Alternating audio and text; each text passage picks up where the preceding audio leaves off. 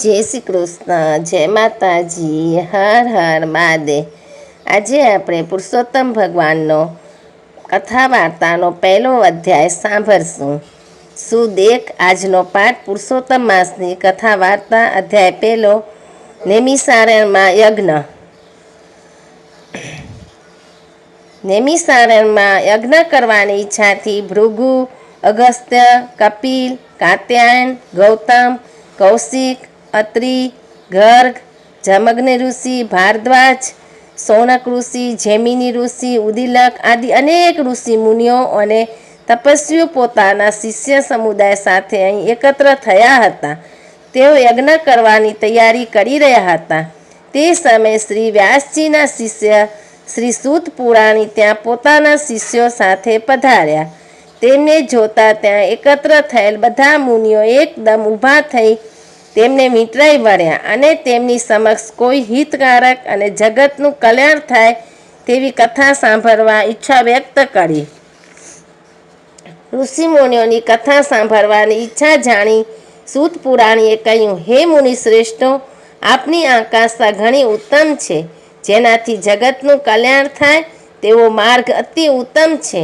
હું પણ આવા કલ્યાણકારક ઉદ્દેશથી તીર્થયાત્રા અર્થે નીકળેલ છું। હું પુષ્કરમાં, મથુરામાં, પ્રયાગમાં, કાશીમાં, ગયામાં આદિ તીર્થક્ષેત્રોમાં ગયો હતો। પછી દક્ષિણમાં તથા પૂર્વમાં બધા તીર્થક્ષેત્રમાં ફરી કરીને બદ્રિકાશ્રમ ગયો હતો। ત્યાંથી સરસ્વતી નદીને કિનારે આવેલ સિદ્ધક્ષેત્ર એટલે સિદ્ધપુરમાં ગયો હતો। ત્યાંથી હસ્તિનાપુર ગયો હતો। ત્યાં મને ખબર મળી કે રાજા પરીક્ષિત રાજપાટ છોડી ઋષિ શાપથી મુક્ત થવા ગંગાજીના કિનારે ગયા છે। ત્યાં શ્રી વ્યાસજીના 16 વર્ષના દિગંબર અને તેજસ્વી પુત્ર શ્રી સુખદેવજી કથા કહેવાના છે। અહીં અનેક ઋષિ મુનિઓ તપસ્વીઓ કથા સાંભળવા એકત્ર થયા હતા। હું પણ કથાનો લાભ લેવાના આશયથી ત્યાં જઈ પહોંચ્યો।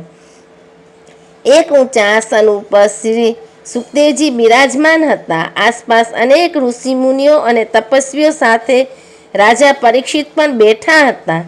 રાજા પરીક્ષિતે શ્રી સુખદેવજી સમક્ષ જીવન મુક્તિ થાય તેવી કથા સાંભળવા વિનંતી કરી।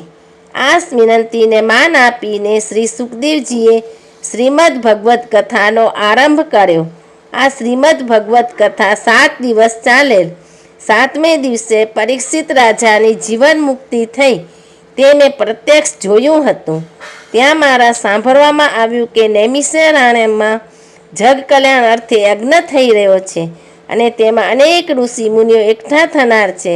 આપ બધાના દર્શનના હેતુથી હું અહીં આવ્યો છું। હું આપના દર્શન કરીને કૃતકૃત્ય થયો છું। ઇતિ શ્રી બૃહદનારાયણ પુરાણના પુરુષોત્તમ મહાત્મ્યનો નૈમિષારણ્ય યજ્ઞ નામનો પહેલો અધ્યાય સંપૂર્ણ। હર હર મહાદેવ। જય પુરુષોત્તમ ભગવાન કી જય।